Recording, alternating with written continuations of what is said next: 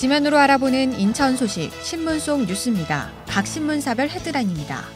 먼저 기홀보는 인천시가 오는 23일부터 사회적 거리 두기를 1.5단계로 격상한다고 보도했는데요.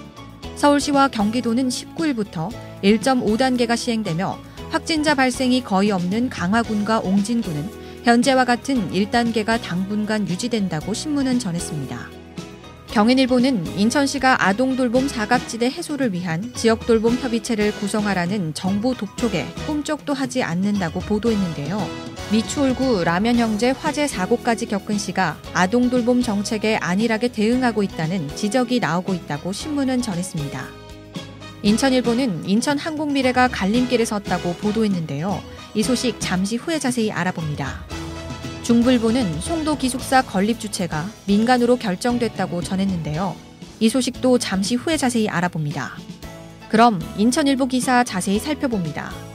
동남권 관문공항이 가덕 신공항으로 가닥이 잡히며 대한항공과 아시아나항공의 통합에 이어 정부의 경남 사천 항공정비 사업 투자 등에 따라 인천 항공미래가 대대적인 변화에 직면해 있다고 보도했는데요.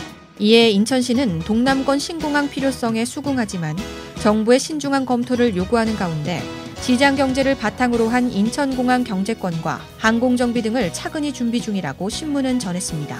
지역 항공 전문가들도 시의 행보에 속도를 맞추며 정부가 시장 논리를 통해 인천공항의 경쟁력을 키워야 한다고 강조하고 있다고 신문은 보도했습니다. 다음은 중불보 기사 자세히 살펴봅니다. 송도 국제도시 입주기업의 근로자들을 위한 기숙사 건립 주체가 민간기업으로 결정되면서 사업이 속도를 낼 전망이라고 보도했는데요. 인천경제자유구역청은 기숙사 건립과 관련해 특정 업체에 대한 특혜 의혹을 불식시키기 위해 최고가 경쟁 입찰을 원칙으로 내세웠다고 신문은 전했습니다.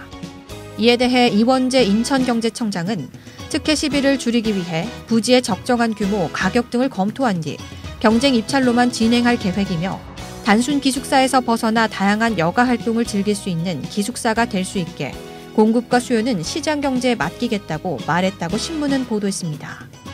지금까지 신문 속 뉴스였습니다.